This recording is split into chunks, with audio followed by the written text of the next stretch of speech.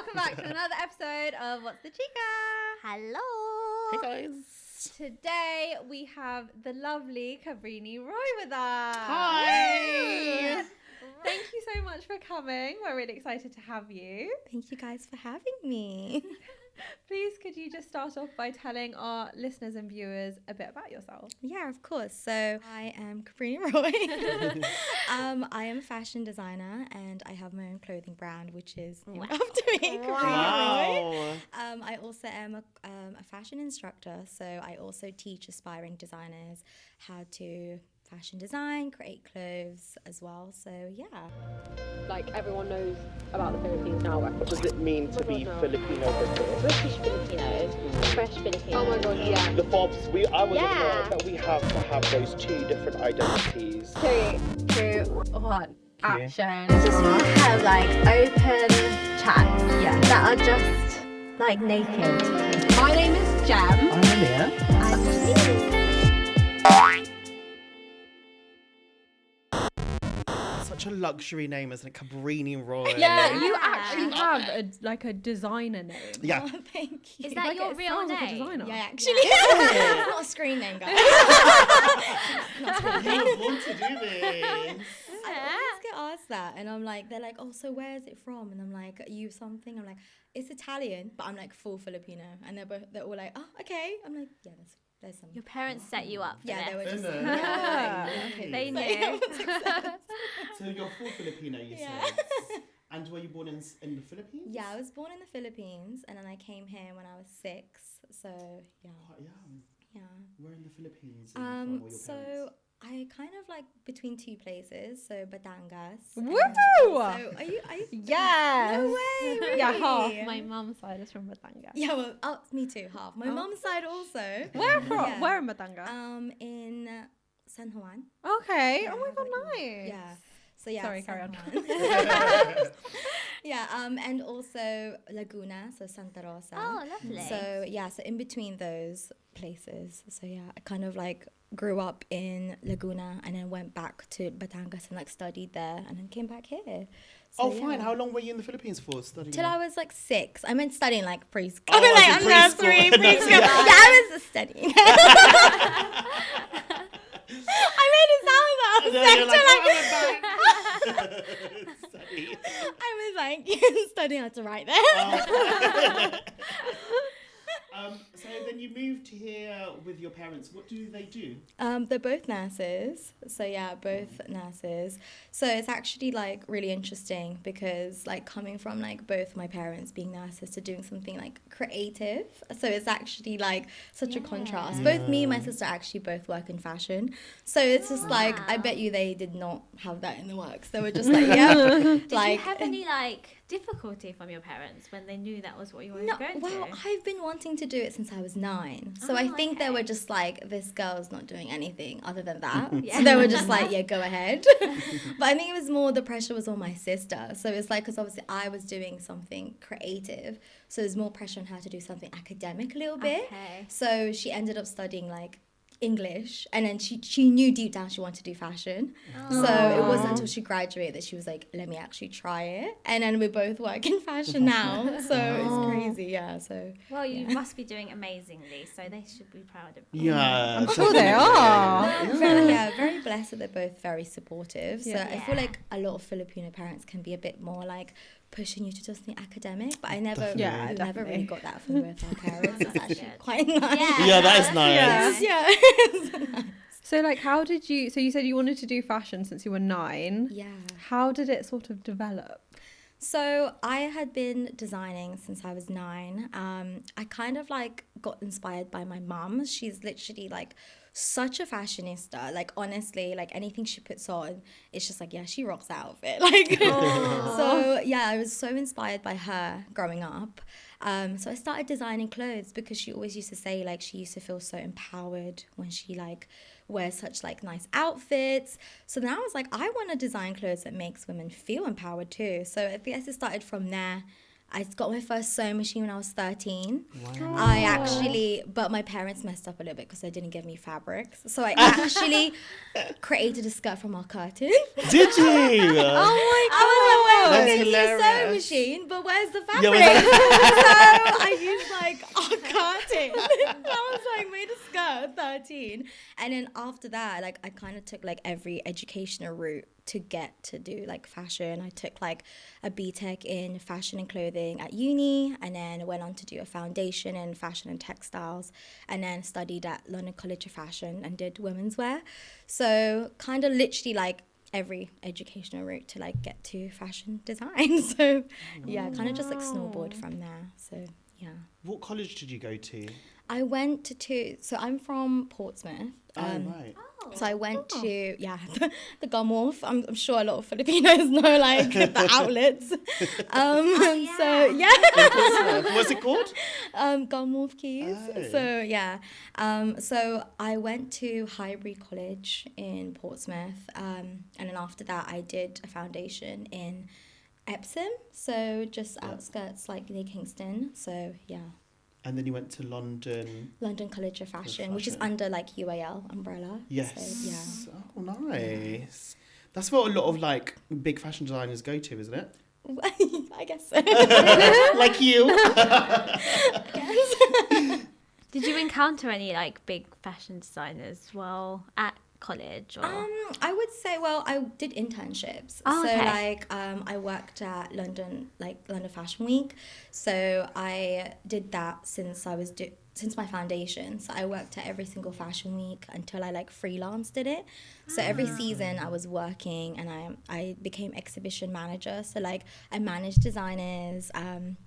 So like I guess I met more like celebrities during shows, and then I also did internships at fashion houses. I worked at Osman, and then after that I guess I set up my brand after that. So yeah, it went straight in. I kind of went straight into it, so didn't really have enough time to like intern more after graduating. So yeah.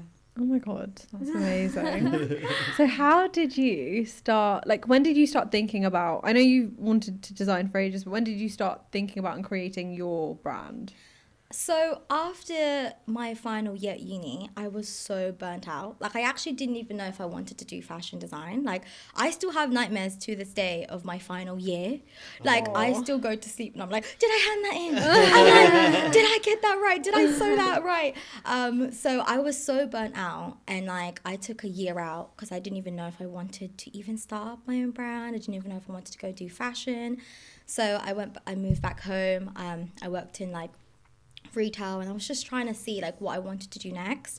And in that year was honestly where I built up like the courage to start up my brand. I was kind of like doing things in my own projects, and I think that's such a key thing, like doing your own projects outside of maybe like uni or maybe like something that you're doing on the side. So then it wasn't until that I was like, okay, I actually still really want to create my brand. So I bought my own like sewing machine, my industrial sewing machine, which I still have to this day after that. And then I started designing clothes again. And in that year that I took a year out, that's when I saved up money to start up my own brand. So yeah, I think that it like headed from there. And then I went to the Philippines, and then I went there for 2 months. For 1 month, we just went on holiday with my family. The next month, I was actually like, let's start looking for like manufacturers maybe, because I really wanted to like work with like Filipino manufacturers.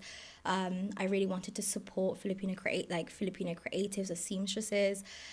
So me and my fiance Brandon, he literally came with me to like look at different like manufacturers. And then I also brought my graduate collection with me. So I ended up reaching out to like celebrity stylists. Oh wow. And then be like, do you want to wear my clothes? Like, does your client want to wear it? And then I reached out to Nadine, Lustre's stylist, and then she ended up wearing it. I saw that. Yeah, she ended up It looked wearing it. amazing. And then it was literally from there. Like, I got back in the UK, and I was like, yeah, let's start this brand, I guess, because it literally just came from there, and then just carried on from there. Yeah. Just going back to when you were looking for manufacturers, Yeah. how does that happen? How does that work? Well, honestly, like I was obviously like you just Google everything, but I was more like searching for factories that could do the fabrics that I wanted to work with. Okay. I had a hard time, I'm not gonna lie. I didn't end up Yeah. finding any. I actually okay. work with a London factory now. Right. So yeah, that was like the hard thing about it. It was like finding a manufacturer that would suit the fabrics that I'm like gonna use, or like the intricate details that I wanted to have in my designs. So yeah, that's why I kind of, and also I found it difficult how I'm gonna be importing it and stuff. So Yeah.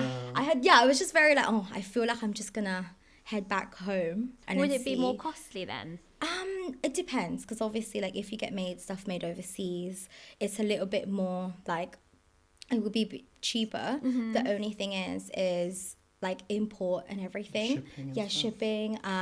So that's what adds it on. But Right. also I actually decided that I really wanted to work with like closely with a factory. So that's why I was like, let me just go back.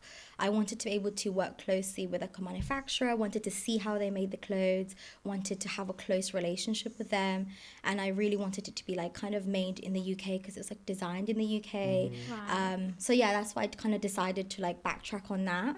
And then so that's why I ended up like working with one here now. Are there certain like fabrics or textiles that can only be found in the Philippines that you would love to? Yeah, so import? actually now in my new collection, I am working with a lot of Pina fabric and a lot of Abaca fabric. So yeah, Is that so, the pineapple? Pineapple Yeah. spin, Oh, yeah. like the Yeah, one that yeah. you use in barongs, old Yeah. traditional. Yeah. Really? Oh, I didn't know that was Ah. a specific. I didn't know it came from pineapples. It's- I only Yeah. recently found that out. Same. Whilst I was doing the research, I was like, pineapple fabric. yeah, so it comes from pineapple. So that's why it's so I sourced that from the Philippines, and also abaca, which is actually from banana leaves. So that's also really interesting. That's like has such a nice, like when you drape it, has such a structure to it. So I like using that. So yeah, I do love incorporating my Filipino heritage into my designs and into the fabrics, especially like in my rebrand that I'm heading. So that's why I've incorporated it in that way. So yeah, so it's like I have fabrics from the Philippines that I've sourced. What sort of fabrics did you use in your last collection that are mainly from In London? my last collection, honestly, it was such a while ago, because I had a bit of a halt. I used it was satin, Duchess satin. I used a lot of like suiting. So that was kind of like what I was using. Now in my new collection that's coming out, we're using Can't wait to see. we're using a lot of Pina fabric, but in like a different kind of way. We're using abaca, silk, and also this beautiful what's it? Oh my gosh, I forgot. It'll come to me, but it's beautiful satin fabric. It's like comes from Italy. So yeah, so that's like how I've sourced those fabrics. So yeah, that's my new collection now. Oh my god, I can't wait Coming to up. see. Same. I don't know if you can say, but is there a lot of Filipino influence in the design, in the way you've designed the new collection? So that's why I kind of like did my rebrand, because I really wanted to think about what were the aspects and the identity that I wanted my brand to have.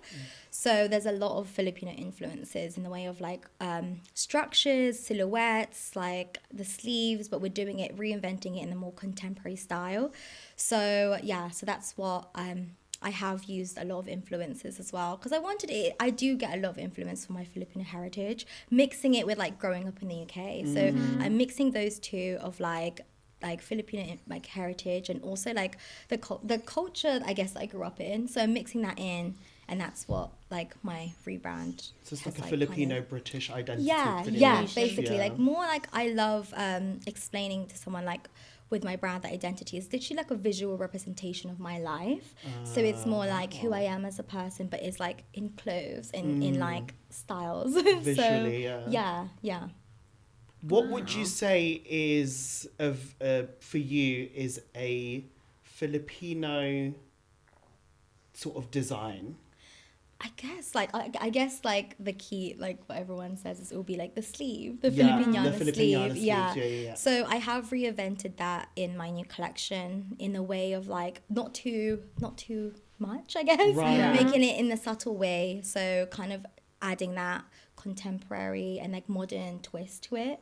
So yeah, I would say that. And obviously like the barongs. So that's why I'm using the Pina fabric and I'm embroidering it in a different way of how, you know, barongs would have been embroidered. Yes. So I'm putting a different kind of applique on top of it. So it gives that sort of effect. Yeah. I can't wait for you guys to see it. I'll show you guys some pictures out. Yes, please. Oh my God. You know when you say Pina fabric, I know that from what I've heard, so when you buy a I don't know if I'm saying it right, Pina made barong, they're more expensive than just like the modern kind of ones. Yeah. Is that fabric really expensive then? Yeah, it is. So you know what I found out is actually like recently, because my family all had to buy barongs for my wedding. So they were like, yeah, like the barongs that's like made out of Pina is more expensive because now they're doing imitation of Pina fabric, so to make it more affordable. Yeah. So it's like actually it's an organza, so it kind of has a print of a Pina, but it's just organza fabric. So the Pina fabric can be quite expensive, and you also the funniest story actually is I sourced like a factory where I was gonna have like the Pina fabric, and then I ended up like losing that contact. They were like, oh, yeah, we're not doing it anymore, and I basically made my collection from that fabric and that weight, and that makes such a difference, like the weight and the thickness and the of the fabric. So I had to go search for another one, and then luckily I found one that literally is the same weight. So I think that is like another thing. They have different like textures and also different weights, so you can get like a lightweight, a sheer one, or like a more thicker one. So that's why it will be like different price ranges. Right. And also it's hand woven, so someone's actually like hand weaving all the Pina, so that's why it can be very expensive, because and also it's only certain let's say certain districts in the Philippines will have that machine, and then that will know how to weave it. Right. So that's what's like kind of hard to find, because is it a kind of dying art then, do you think? I would say it's not dying. It's more like, I think it's getting more expensive, so which is why like people are more tending to go to the fabric that's like the imitation one, which is the organza that has that print. Yeah. So that's really hot, that material, isn't it? Yeah, it is. What is it? Is it like plastic? It's polyester. So it doesn't have, whereas like the Pina, you can get a composition that is mixed of silk. So that's what the fabric that I have. It's like Pina, 50% Pina, 50% silk, because I wanted that transparency. So it has a bit more, it's more breathable, that fabric. Yeah. Is that sort of something that is very your style, like sheer, see-through, flowy, silky? That's like where you're... Yeah, that was kind of where it's heading. So yeah, it's kind of like a bit more sheer, a bit more see-through, but in a way that's a bit more... contemporary as well. So, and also keeping that sort of modest as well to it, because you know, so yeah, the Filipino way. The Filipino way. Sexy modest. You're kind of showing someone's sexy shape, modest. But then obviously adding that layer of sheer which on top. is it's actually the way you described it is like, I have this, oh my gosh, I feel like I'm saying too much, but in my new collection I actually have like such a sheer fabric and design, but I'm covering all the parts in like applique, so it's all covered in like beaded applique, so it's like that's in a way that gives you, in a sense of like, I have no idea. It sounds ethereal. I don't know what that is. It sounds lovely. Congratulations on your wedding. I've asked you so many questions off camera about it already, but are you designing anything you're wearing for that? Oh I am. So I am designing 9 of my bridesmaid dresses, plus my junior bridesmaid dresses, which is my little sisters. I gave them like a special role. Designing my wedding dress. Stop, that's amazing. So and also all of the outfits. So we're having a welcome party and a recovery pool party for the wedding. So I'm designing the outfits for those as well. So I want to do a whole Cabrini Roy weekend. Oh my god, I absolutely can't wait to see what you're you're gonna wear. Same. Thank you. Is that something you want to kind of dip into, like wedding wear and? Honestly, because I'm in my bridal era, when I show you guys my new collection, it's accidentally turned so bridal. Really? Yeah, Really? it's actually I know. turned so bridal. Accidentally. I think it's just because I'm like, I'm definitely gonna be wearing Cabrini Roy for my wedding.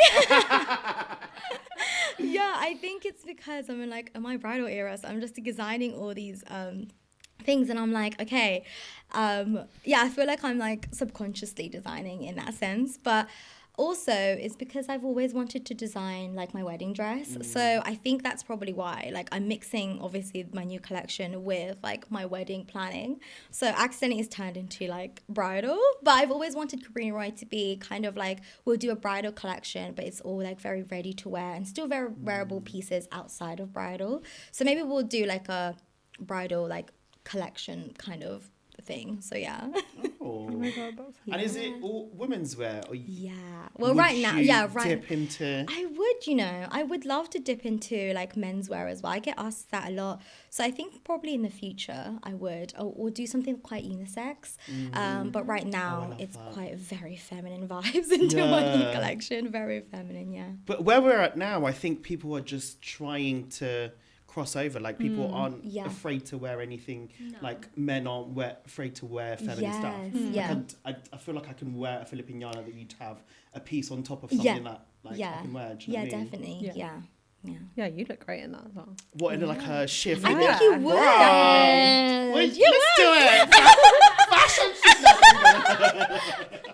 Speaking of, actually, did you guys watch the Super Bowl? Because Kendrick Lamar was No. wearing quite feminine No, looking I jeans. didn't. Really? Oh no, I didn't see. It came up, yeah. It's What, like over they're like a skirt? flared, but Right. but they were like tight at the top, Oh. quite fitted. Yeah. Didn't see. Speaking of like crossing Crossing over, over. I and love that. dressing. Yeah. How did your feature in British Vogue come about?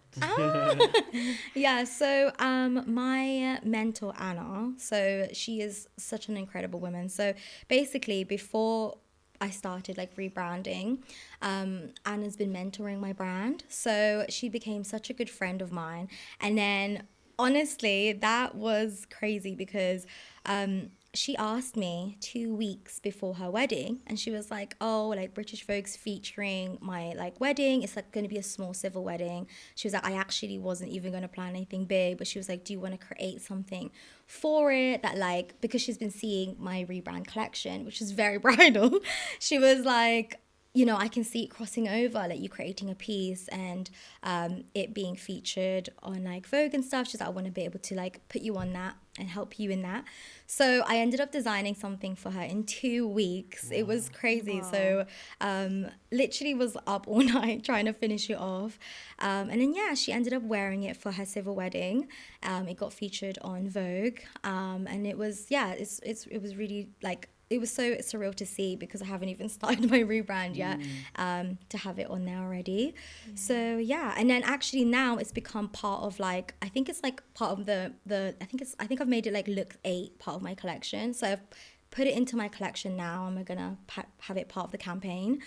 So the piece that I made for her wedding. So yeah, like started from there. Congratulations. Yeah, congrats. Yeah, That is incredible achievement. Yeah. How do you feel about it? Like, is it surreal? How do you feel? It really is, because just like, I think like growing up, you wouldn't like, that would be like your biggest dream to have it like your name be on like Vogue or anything. So honestly, when it happened, when it like had my name, like she talked about like how we created the outfit, I was like, oh my gosh, I'm actually like in the article.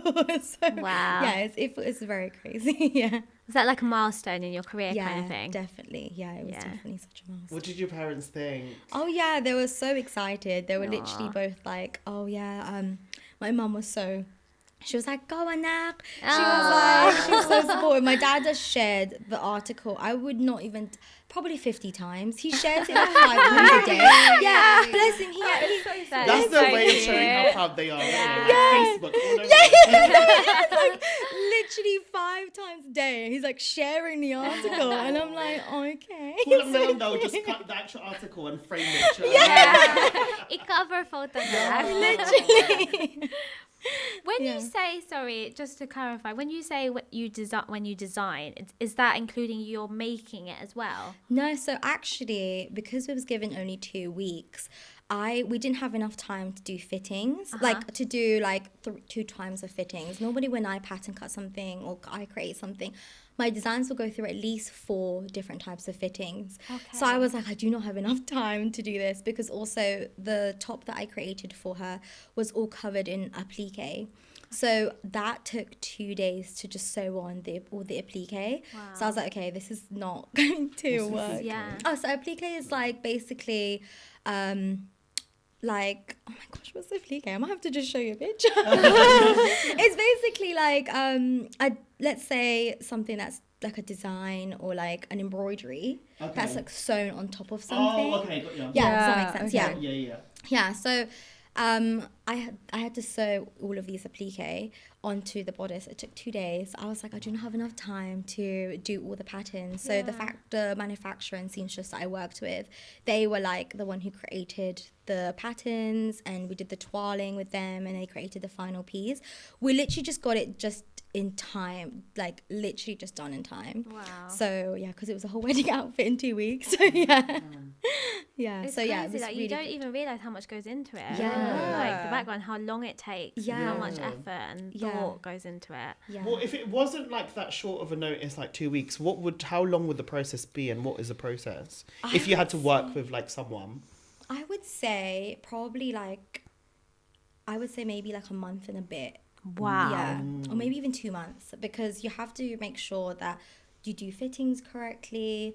So that's the only thing. And also like sometimes you source different fabrics. So when I was sourcing fabrics for Anna's piece, we went to like a massive warehouse in Wembley actually. Oh. Yeah. That's where they all are. Yeah. And we were there for hours. We was trying to search for like the right fabric for her. So I feel like that's why, like, when you work with a client, you normally like go back to them with the fabric samples. But whereas because I was with Anna, so it was like straight away like, we didn't like this fabric, we like this fabric. So that's what makes it easier in a way. So that's what could hurry up that process.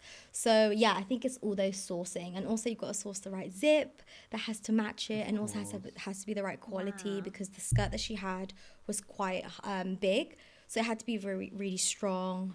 So that's why, like, yeah, those little things that I didn't used to think that would make a difference. But yeah, working with my seamstress now, they're like, yeah, this is the fabric you need to get, this is the zip you need to get. And I'm like, I need to get a certain different type of zip. Like, they made me run around London getting this zip. And I was like, just for this skirt. So yeah, for one day, I was just running around for one zip. So, yeah. Wow. Yeah. I feel like you're like the real life kind of devil wears Prada. Yeah, like it's so cool. Wait, not Miranda. Yeah, Miranda. Well, kind No, of. she doesn't design. Yeah. Anyway. But I want You get it. Yeah, guys, that's my dream. You know what? That's my dream. I always feel like when I'm filming like TikToks, I'm like, you feel like you know when you have to be that girl before you become her. So I always have to like feel like I am like film vibes, giving like you know. You're owning yeah. it. So yeah, thank you. Love that. Yeah. And in terms of like the design process, I just want to go back to it. Yeah. Do you feel like a lot of your artistry, depending on your client, do you feel like it's a 50-50 sort of back and forth work, a collaboration, as opposed to actually they trust you and then you do the whole design yourself? Yeah, I do feel like you have to, obviously, when you design with a client, they would either, sometimes you can take complete control. They're like, okay, I have this like idea, you design, you want to design. But so it really depends on the client. If they want you to like have your own vision to it, or if they have their own vision and you just add that sort of like design flair or that aesthetic that you have. So yeah, it really depends on like the client, but I think normally it is a 50-50 thing. Yeah. How do you like to work? I like to work 50-50 because I like it to be like, I want to be able to make your dream come true. Right. I want you to be able to feel so empowered and confident in the outfits that or the clothes that I'm making for you. So it's like, give me your ideas, and I want to be able to see how we can create something so beautiful in that. So I would love, I do love to work 50-50 because it's just like, I feel like some designers do get a bit like, oh, Yeah, you don't do it's that. like Yeah. it's my design, it's my name, so it has to be my way. Yeah. Even though they're working with a client. Yeah, But I think they just, as long as the client's open to your aesthetic and like, obviously like your opinion and your feedback. So I think that's what like would be important. So yeah. I think we're onboarding a new client over Yeah. yeah, isn't it? So you've worked with like quite a few high profile like celebrities. Ooh, names You that. collabed with Hot Evangelista. Yes. How did that happen? I love that. So after I had that like whole dressing Nadine and stuff, I was dressing a lot more Filipino celebrities in the Philippines. So I had that whole like month where I was just sending off my pieces to like Filipino celebrities to wear. So I honestly I can't even remember by now. It was just so I was living in, I was staying at my tita's, and she was living in Laguna, and I was moving all of the samples to Manila, because I was just like, so like a motorbike. So it's basically like this motorbike that would literally like take your pieces. It's like a little Uber. I was like an Addison Lee Korea. It is. So I would be like moving all of like these pieces for different celebrities and stylists, and I like literally that's how it started. And then I decided to come back here in the UK, and then Preview reached out to me, and they were like, oh yeah, we want you to design something for the Preview cover. magazine. So they were like, we want you to for the cover of the magazine for Heart Evangelista. And I was like, I was honestly Wow, freaking that's out because incredible. Heart is such an icon for me. Like she is just I've always wanted, like, if there was like a dream celebrity to wear my pieces, it would be Heart. So I was like, no way. I was like, yep, I designed something straight away. And then actually the funniest story in that is, before that, I designed something for Mega, and it got stuck in customs and it never reached them, so they never got to wear it in the magazine. I was literally so heartbroken because it got stuck in customs. It was there for weeks, and it was, by the time it was released, the photo issue's been done. So this time round, I was like, I am not letting this happen for Heart, even if I have to book a ticket to the Philippines myself. So good thing a family, like a friend of ours, like was going back to the Philippines. I literally was like, please, like, Kuya, please, take this with you. I was like, don't forget it. So he literally like went to the Philippines, Lala moved that to Manila, and that's how we got there, because of this Kuya that like helped Big me up out. Kuya. That's also such a Filipino thing where, like, if you know your parents are going home, someone will ask to padala something. Yeah, Yeah. exactly. Padala, Yeah, I right? was like, padala this to Heart. Yeah. Padala this Did to you tell Preview them now. it's for Heart? Yeah, I did. I was like, Then I will clear all of the suitcases just for this. I was literally like low-key like, Kuya, do you have any like thing like, you don't want to get this like folded? I was like, no. He needs his own bag. So yeah, that's how that happened. They reached out. So amazing. Fun fact about Heart Evangelista, which I loved, because she's like the queen of Chika in Philippines, even like growing up. But I remember she basically would walk around the house in heels. She would basically, that was her thing. She would walk around in heels to learn how to wear heels, but also just feel like, you know, great. Oh, the dedication. So she just walks around in heels at home. Good Fun for fact. her. Yeah, fun fact. Do you think you've ever faced any kind of like challenges in the kind of fashion world being British Filipina? I wouldn't say so. I think like, if anything, I feel like makes me stand out in a way. So I feel like I have that different, like, because obviously it's my identity. So I feel like I haven't faced any challenges of being a British Filipina designer. If anything, like I said, I feel like to me it's more my kind of advantage. Nice. But in challenges, like, do you mean like challenges being a fashion designer? Yeah, or maybe just even in college, when you're in college, just anything really. Have you? In college, I would say at uni, it's more like I had a really difficult time in fashion school. I felt like my teachers didn't really like my designs, or like I felt like I had to bend my designs or my ideas to their own way. Right. So that's where I faced massive difficulty, because I felt like I had to not be myself and design how they wanted me to design. So in the end, like that teacher actually ended up failing me, because I was still like, I'm still gonna do this how I want to design this. And then I ended up just like, you know what, like when I got to retake, my parents still don't know about this to this day. I failed that term. Yes, because I was like, no, I am not gonna be bending to what you want me to design. Yeah. I feel like he wanted me to do his way, or his like aesthetics, or his ideas, and I was like, I'm not going to do that, because I still want my identity in this. So I ended up failing. It failed me. I ended up in just like, you know what, I'm just gonna do whatever you want me to do just to pass this year, because my parents will be like, imagine if I had to retake that you've just So that was the only thing that I ever felt like a challenge, that I was like really restrained and I couldn't be me. Yeah. So I would say like that. he didn't really take to diversity kind of in a way. Yeah, like, and honestly, he was my main driving force. Like he used to tell me like, like I can't see like making it far. He used to be like, oh my he gosh. used to be like, like, well, look at her now. I can't. Whoever you are. So like really put me down. So like I think that was like probably the only thing I really found really difficult. I almost like wanted to drop out, because I was like, do I just go to a different uni now? Like, do I like request for a different teacher or something? And I didn't get him the next term, so good thing. But yeah, literally he was like my main person. I was like, I want to show that guy what I can do. Yeah. So I hope he sees my designs now and like We'll email this podcast.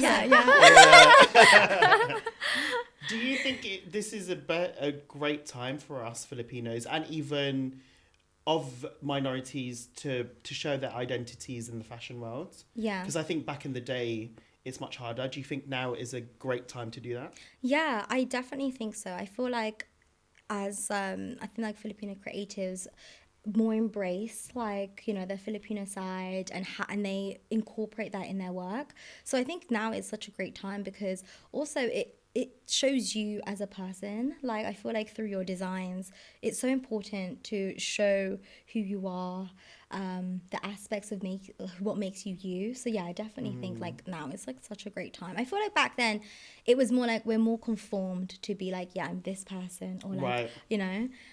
So I think now everyone is more embracing of the fact that they can create their designs incorporating their Filipino heritage in that way. Yeah. I agree as well. I think it's like a lot of us are now storytelling in our own ways of our own identities, because it's now open and we have the opportunity to put the platform out there. Whereas before it's like, no, we need, like you said, we need to conform to society. Such a good word to explain it. Conform to the Western world and how they and then put you in a position of like, oh, I'm not normal. Then now that it's like normal to not be normal, it's better to not be normal now in this and you want to tell your story however creative way you want to do that, whether it's in fashion or cooking or you know, content creation. So true. It's the time to do it. Definitely. Do you are you still doing your courses? Yes, I am. So I actually, like, the courses came about during the pandemic. So the time, actually, let me tell you guys a backstory on that. So I launched my brand in February, and then COVID happened in March. So I had to like launch everything and shut it down basically, because I couldn't get the fabrics in. Like the whole world was in lockdown. Like, so in that time I was like, I'm not used to like not doing anything. So I ended up like creating my courses in that time, so we could still go into my studio. So that's when I started recording like how I make stuff, how I pattern cut. So that's how that like kind of came about. And to this day, like I still do it. I focused heavily last year on my fashion brand, but we have, and also I created 2 courses last year, so it's all coming out this year. So I still do that. I love helping aspiring designers, because I felt like I didn't have that growing up. Like I felt like I needed a platform that helped like inspiring creatives in a way to I feel like in the fashion industry it's a lot of gatekeeping, like whether it's gatekeeping information, skills, or like knowledge, and I wanted to be very open to the fact that, you know, like to be able to have that accessible for aspiring designers. So that's why I created it. And I think like as I head towards of like where I want to have it, is that to still keep that sense of like a place or a space for aspiring designers to run to or to go to if they need access or knowledge in the fashion industry, which I feel like I never had growing up. So that's why, I still really do it because of that. So yeah. Are they like in person? No, all online. Okay. Yeah, so all online. So I feel like my studio is like not, I feel like I would love to do it in person, but my studio I feel like it's not big enough for that. So yeah, do all online. Everything's like pre-recorded. I do assist them like all online as well. So yeah. Do you film it yourself and Yeah, like I do plan film myself. Yeah. the lessons? Wow. Yeah, film myself, edit all the videos myself. Oh, wow. Wow. Yeah, and then I'm also a very, like, how I learn is I need everything, like, written. So, like, every single step of my courses is, like, there's an instruction. 'Cause that's how I learn. So I'm Yeah. like, Yeah. so I had to edit all of that as well. So, yeah. Well, kudos to Wow, you. yeah. Cute guys. Do you get approached by a lot of like aspiring Filipino designers? Yeah. Or- So I feel like, they all like kind of like come to me and say like, oh yeah, like you've inspired me to do this, or I also get comments that's people that's like, how did you convince your parents to? And I'm That is like, a big question. I'm like, I don't want you to get told off, babes.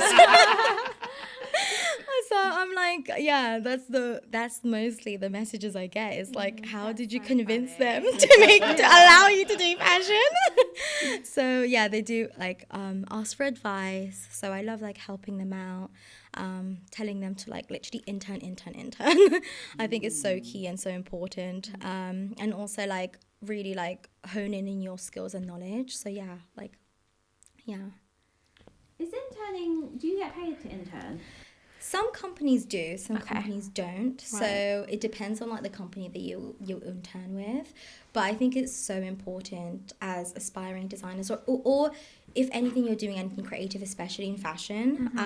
I said that to my sister. I was like, if you want to go and do fashion, you have to intern whilst you're uni. Like it's literally so key, because when you graduate, they expect you to like have all these like experiences. It's like I've just come out of uni. Studying, Like, yeah. so that's why I was like pushing her to intern. So like I always tell my students or anyone, like if there is any way for you to like intern, learn from someone, even if it means like just like a seamstress that you like know or you could help out, like that is such a key thing to have. So yeah, like I do, like yeah. I have a really random question. Yeah. I don't know. So for you're building a new brand, Yeah. and you're making all these designs Yeah. and clothes. Yeah. Does that take a lot of investment from you to do that? Yes. So, which is why my courses is what supports a lot of that. Okay. So, at the beginning, obviously, like when I was starting up my brand, I worked in retail, and that's how I saved up for it.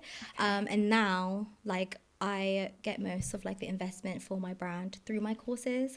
So that's what like Wow, that's Smart way of great. working. Yeah. That's great. Very smart. yeah, so that's how I've kind of like how I get like passive income and everything. So that's what fuels like kind of like has a driving force for that, and that's what supports it. So yeah, that's why I also like wanna produce more courses in that sense. This year we have like a tech pack course coming out. So tech pack is like you create a tech pack to send to manufacturers. So I'm teaching students how to do that because I do it now for my brand. We also have a design course coming out this year. So yeah, so it kind of I always like aligning it with what I'm doing with my brand. Where you So are. yeah, so obviously I'm like launching a fashion brand, so I want to be able to give people like aspiring designers opportunity to be able to do that sense as well, or like create a collection, because I feel like a lot of people think that creating collections is just designing a lot, but so much goes into it. Like so much goes into like the inspiration, so much goes into the coloring, the color palette that you have, the fabrics you have. It all has like it all has to connect.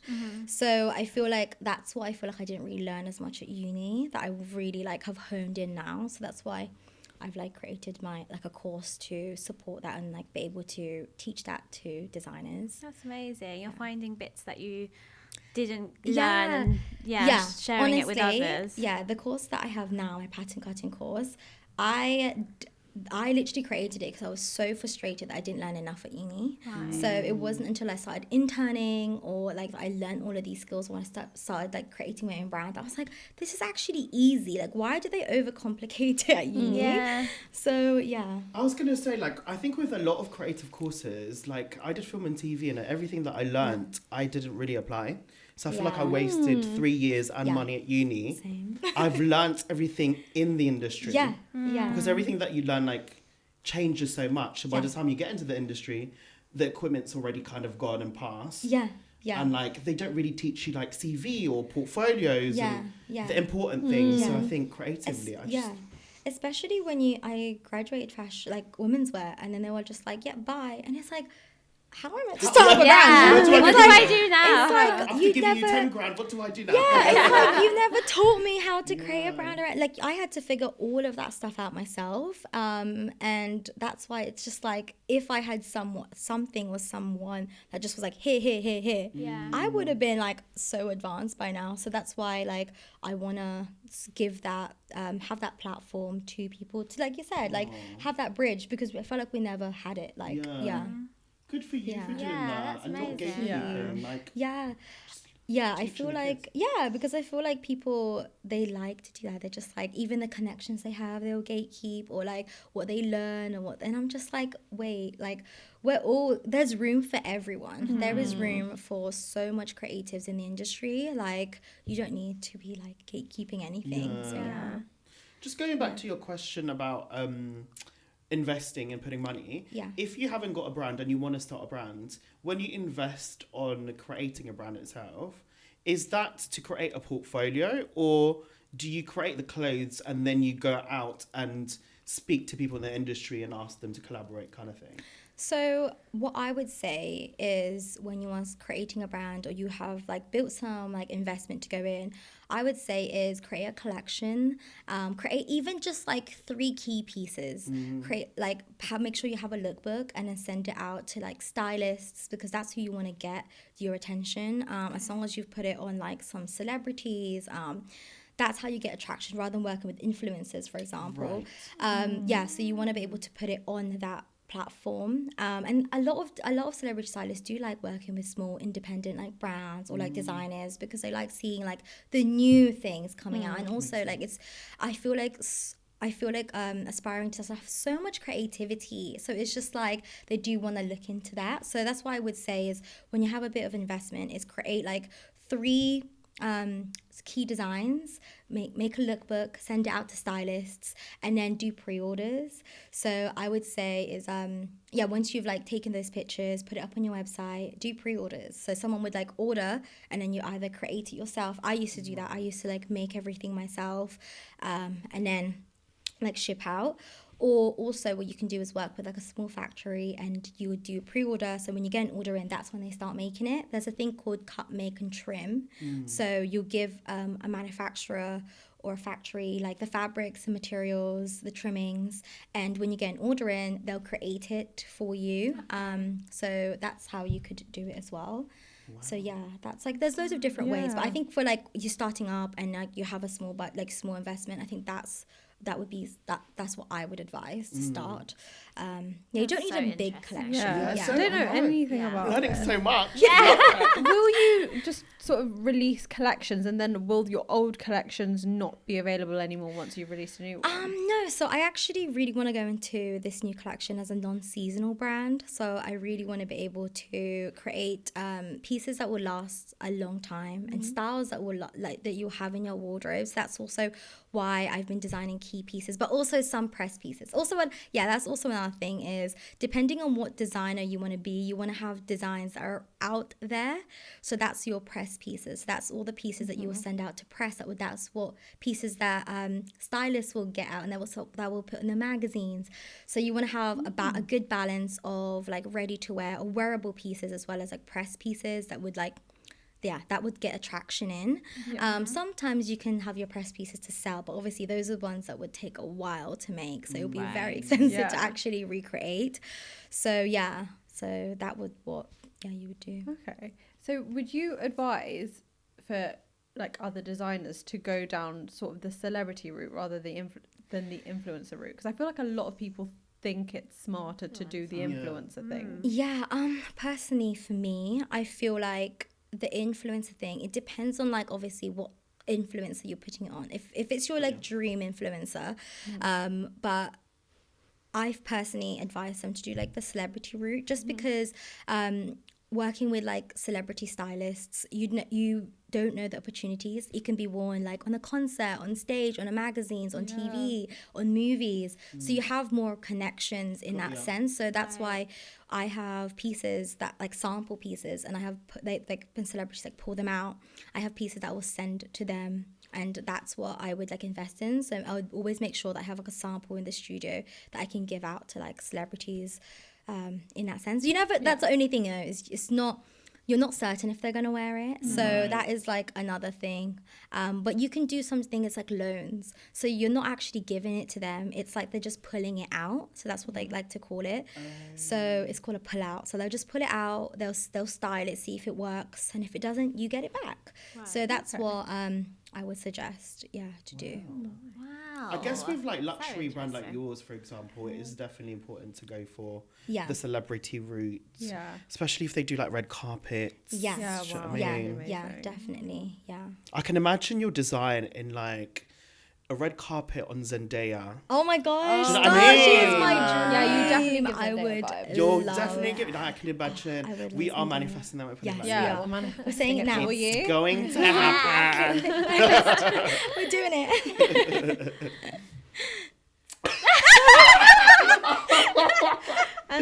Messing up your usapan, guys. Sorry. No, Go. You don't have time. Oh, shit. Should we do the fast Chika? Yes, let's do fast Chika. Yeah, okay. Okay. So fast Chika is basically, we will ask you some questions and you have to answer them really quickly. Okay, I'm ready, guys. I don't know how to say this first one. Okay. I know, favourite Filipino dish? Iba-iba ba? Wait, what? Patingin? Do you know what juicy It's is? a type of fabric, no?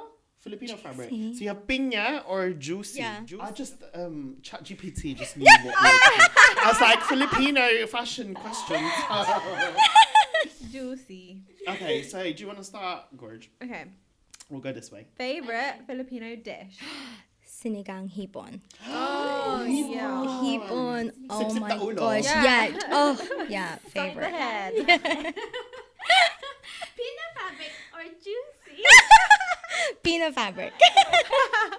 Dream Filipino brand to collaborate with. Probably Michael Cinco. Yeah. What is the best fashion advice you've ever received? That it's just fashion. You don't need to cry about it. Yeah. Like every time I'm in tears, I'm like, I need to remember this. It's just clothes. I don't need to cry about it. Sometimes in the industry they stress you out, isn't it? Yeah. It's like the same with me. It's like, you're only making a TV show, you're not saving lives. It's like, okay, cool. You're not saving lives. It's like, Whereas this one is actually saving lives. When I cry, I'm like, you're allowed to cry. nothing can comfort me. Anyway. Who's your favourite Filipino content creator? Content creator. Honestly, Ivana Olawi. I love her. Oh, I love her. She is. I love watching her YouTube. She's like a comfort. She's very, she's like half a Lebanese. I need to find she her. lives in Philly. Yeah. She started off on very YouTube, I think, sexy. isn't it? Yeah, or she's just like something? a comfort person that I just like put on. And she's I'm herself. Like, She's so like herself. Yeah. What's the most Pinoy thing about you? Pinoy thing about me. That's a good. Probably that I incorporate a lot of my designs into I incorporate a lot of my heritage into my into my designs. That. Yeah. If you weren't a fashion designer, what would you be? Oh my! I think I'll probably be a historian. Honestly, I loved history. Like that was the thing that I got in GCSEs. I got an A. History and textiles. I was like, yep. Oh my god, that's fun. That's Do you so, know like, much about off-piece. Filipino history? No, Yeah, We don't know. not a lot. No. I don't remember. There was a lot of memorizing years. What's a Filipino trait that you're most proud of? Probably that I can still speak Filipino. I feel like, like fluent. Yeah. I feel like that's like, I'm like, oh, I'm quite proud that when I go home, I can speak like fluent Filipino. I don't know if that's a trait. Is that a trait? Yeah. Can you do the Batangueña accent? Oh my God. I like Can you two please conversate? Can you just have a conversation right now? Gayon ba? Ano ga? Ayun ga? Parne. Oh my god, when I was back in the Philippines, like recently, my inay, she kept going, parne. Yeah. And James was like, What does it mean? what? Like, come here. Oh. Like, and then he was like, what's she saying? And I was like, oh god. Anyway, sorry. What's one Filipino fashion trend that needs to come back? That's a good one. Probably like more beading in designs. I feel like have you seen those like tribes have so much like beading Beads, and yeah. colors? I feel like that needs to come back. Even though I'm not a color gal, Yeah. I would love for that to come back. Yeah. So yeah, Love that. Gold or silver jewelry? gold. Oh yeah, me too. Wait, question. Yeah. Do you support the new thing with gold silver mix? No, No. I can't do I want it. to. I want to as I feel well. like I think But I can't. You can't? No, I feel want like to, but I can't. Yeah. And would you say silver? No, Gold. gold. I'm such a gold. I think I would love to try it. I feel like you could. I think Yeah. it depends like- who it is. I think yeah. some Yeah, people yeah. can like rock it. Can but- rock it. Yeah. I don't yeah. think I could. Okay, best dressed Filipino celebrity. Heart of Evangelista. Obviously. Yeah. If you could style a Miss Universe Philippines contestant, what would be your theme? Oh, great that is a question. good Good one. Thanks, ChatGPT. What would be my theme? Probably like an island theme, you know? Like seashells, using a lot of pleating to kind of have that imitation of seashells, like a lot of pleats. So yeah, like an island kind of theme. Who Yeah. was it that did the Mayotte, the volcano? What's her The name? lava. With the lava. The lava Yeah, tub. the lava Yeah. tub. Catriona Gray. Catriona Yeah, Gray. yeah. Anyways, yeah, I love that island. I tried to practice that lava. It's hard, that lava girl. turn, but she like turns slowly. Most underrated Filipino dish. Most underrated. Dinuguan. I feel like You like maybe. dinuguan? You don't like it? I don't like it either. I do. I do, but I feel I do, but I feel like it's a missing hit, isn't it? That's Yeah. what someone would either be like, no. Do you like it masabao? Like vinegary masabao? I don't Not mind too it. much. Not yeah. Like puto Yeah. on it, but otherwise I'm okay. I don't like it when there's liver in it. Yeah, that's too much for me. Yeah. Yeah. Like blood and liver. Yeah. No, thank you. Yeah, and intestines and all sorts, ears. Really? I thought there was only pork here and liver. What's a Filipino aswang or mythical creature you're most afraid of? The white lady. I know. I used to have literally like my cousins used to make me think that there was a white lady across the road, and I'm like, is it coming from? Literally, when I went home, and I was like, is it still there? Like when I'm brushing my teeth, I'm like, is she coming for me? Oh my god, Is that's she so coming? scary. They're so scary. The Philippines Yeah. is scary when it comes Yeah. to ghosts. Oh Literally, yeah, spirits and all So sorts. Yeah. spirity. What favorite fashion designer? Oh, Christian Dior. I love his work in the 1940s to 1950s. So literally, yeah. Wow. What is this? Bakya? Oh, that's a shoe. That's like a chanelas, like wooden bakya. chanela. Yay or nay? What's it? You don't know It's bakya? like things. Wood, thick. Yay. Yeah, Oh, like I it makes I noise. have one. Yeah, bakya. Yay. I Yay. feel like you can make that work. I can imagine you with your Yeah. clothes in a bakya. Yeah, actually. I would style that. Yeah, Yes. that's a yay. Oh, Yeah. you heard it here first. She, when you see, when you you're styling that. You should ask. Who's your ultimate Filipino crush? Ultimate Filipino crush. Used to be James Reed, but not so much anymore. But yeah, him. Yeah, probably him. I would say James Reed. Have you ever been hit with a chinelas or a Istanbul? Is that Or ChatGPT? cinturon? Is that what ChatGPT No, I actually haven't. Oh, Yeah, really? my Your parents weren't that strict? They weren't. Yeah, they threatened. Are like, yeah, I'll get it out, but never. You But know you what got I the mean? eyes, the Yeah, that- thing in. Or The, the Yeah, yeah. yun ka na. Isa pa. Counting. If you had a Sally Sally store, what is the first thing you would stock? What is that called? That crisp, that Moby. Your Moby. Oh, yeah, I like Moby too. Oh my gosh, which one though, guys? The chocolate The one chocolate. or the caramel one? I like the chocolate. Yeah, the So chocolate good. one is so good. forgot Yeah, about that's the Mobies. first thing that I will stock there. Oh, you're getting me hungry. Last question: fishball or isao? Esau. Yeah. Definitely, literally, yeah. Yeah. Yeah, I would die for that. Where can our listeners and viewers follow you or learn more about you? So you can find me on Cabrini Roy on Instagram, TikTok, and I also have Cabrini Roy courses, and my fashion brand's also Cabrini Roy. So you can find me on there. Just Cabrini Roy. I Just love Cabrini that Roy. Just search it up. I She'll love come that. up. name.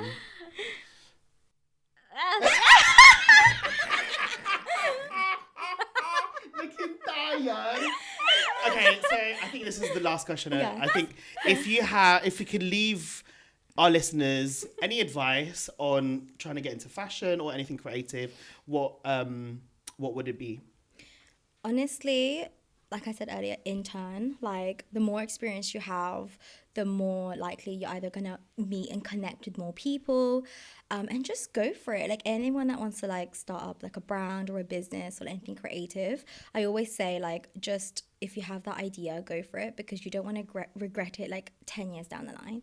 Like that's what I would say. Like if you're scared to step into anything that's like creative or like anything you want to pursue, just do it, because you're gonna regret it. I feel like if you don't do it now, you're gonna regret it in the future. So we don't want to be living with any regrets. So Man. Can I just say it's actually been really lovely having you on. I feel like it's Yeah. very evident that you know so much about what you do, that you're very passionate about it, you're very authentic. Like the fact that what's going on in your life translates to your designs, and it's really nice hearing you speak about it, because you can tell that you love what you do. Yeah. It's Yeah. really Thank nice. you. Thank And we love what you're doing for the Filipino 100%. community. you. Thank you guys for having me. This is amazing. Well, Thanks for coming on. I feel like we've learnt so much. Yeah. Have Sorry. I talked too much? I feel like No, I'm no. done. Oh my great. God, It talk was- more. Yeah. We would love to hear some I more. feel like I want to hear from you. We should just go out, because I want to hear from you guys now.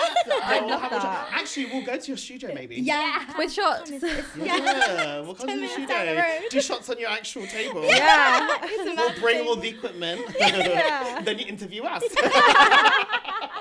We'll do courses. I'll teach you guys. Oh my god, yeah. That's a great idea. That would be Can so teach you fun. guys. We can do like a Yeah. class Yeah. in your studio. Oh my Oh, gosh, that'll be a great Such fun. collaboration. Anyways, thank you so much. Thank you Really so nice. much. Thank you. Thank you.